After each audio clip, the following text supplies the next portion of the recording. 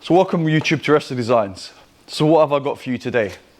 I've seen loads of videos of my first YouTube paycheck.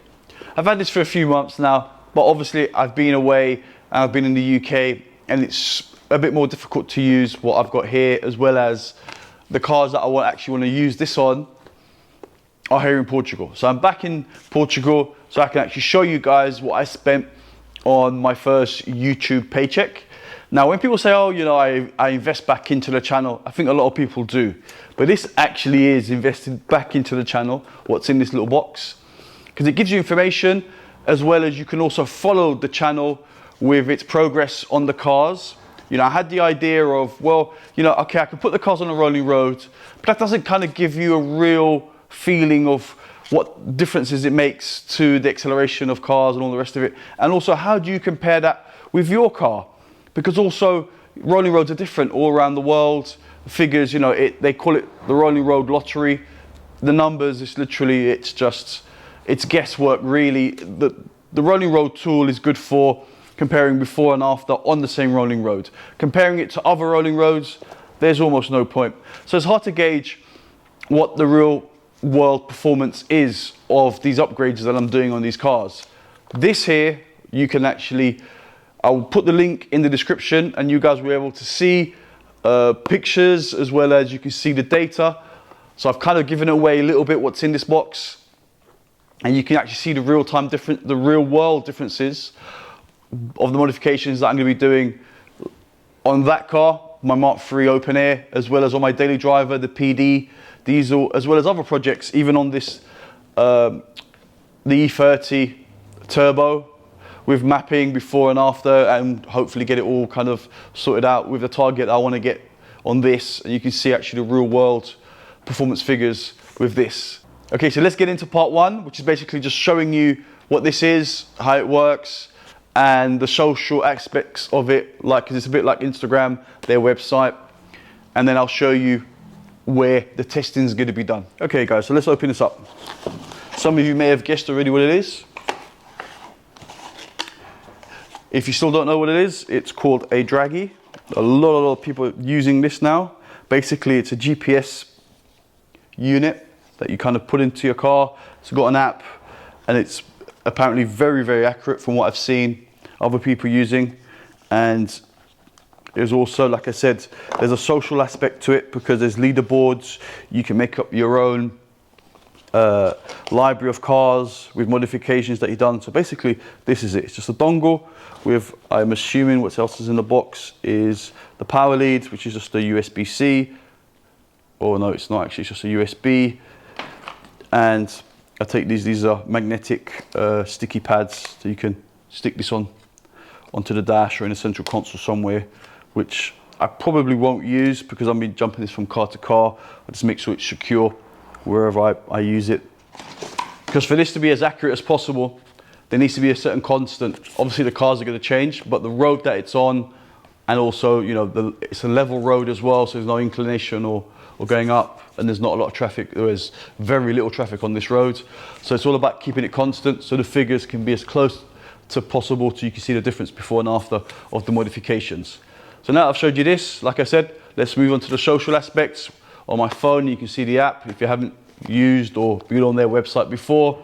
And then the last part, we'll actually take the daily driver, which is totally standard. I'll run through you what the spec of the car is and what's been slightly done to it, not much. And then we'll do a few runs on that and log this in, and then we can see what's what before I start modifying that engine-wise. So let's go, guys. Okay, so this is what the Draggy app looks like. I've just kind of come onto here, and I can see what everybody else has done, who've shared their times, as well as this is the social media aspect of it. So you can explore, follow people I'm following, which is no one at the moment, and recent stuff that has gone up, and some of the performance figures. This is very cool actually, this app.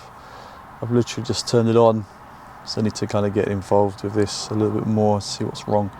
and see what it's all about actually. So yeah, I've just kind of got into this, so I need to see really what it's all about. But anyway, here's my garage. I put a few cars in it. I don't know if I can share all this information or not, but I think I can. I don't see why you shouldn't be able to, and history and stuff. So I think if I just press go, I think it's just a matter of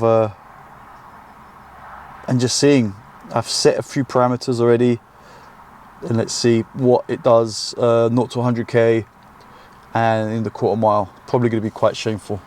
And then we can compare it to what it should be in the book and what the car actually performs.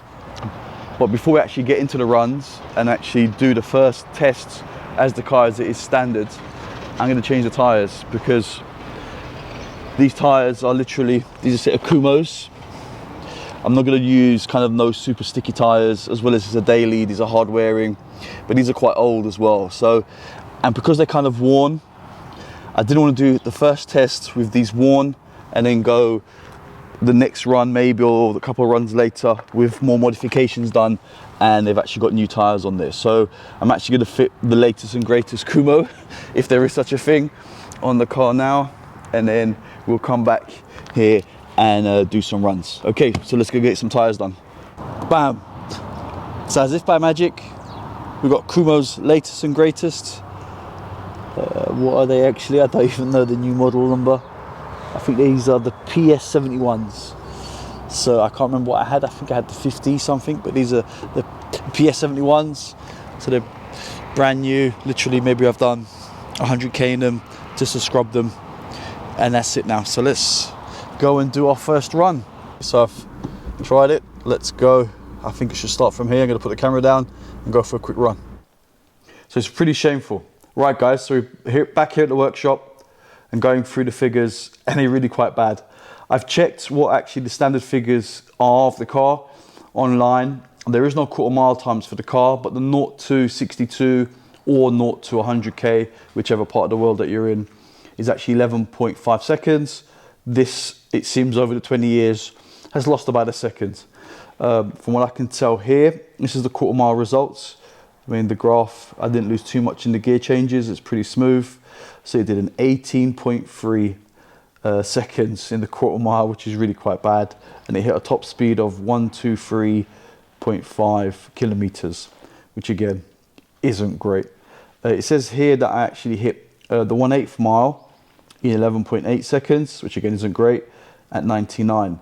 But it seems maybe I changed gear, or I left it in gear for too long, because if you look at the 0 to 100k, whoops, let me see here, it actually did the 0 to 100 or 0 to 62 in 12.62 seconds. So I've lost literally over a second in the 20 years, which I guess is to be expected. I mean, the mileage isn't super high from what it reads. If that's accurate or not, I don't know. It's showing 142,000 kilometers. These things can go up to, you know, double that quite comfortably, but obviously you can lose performance over time. So that's a base. So now we know where we stand. Surely we can only go in one direction, which is cutting those times down. You know what I mean? Maybe off the top of my head, I wouldn't mind getting it down to a 9, if that's possible, with 200 or something horsepower. I'm hoping it should be. But first things first, let's start modifying this and starting with the bolt-ons, which is going to be the turbo back exhaust system. So please watch the next video. Ding-a-ling-a-ling, subscribe. Thanks for watching and be safe.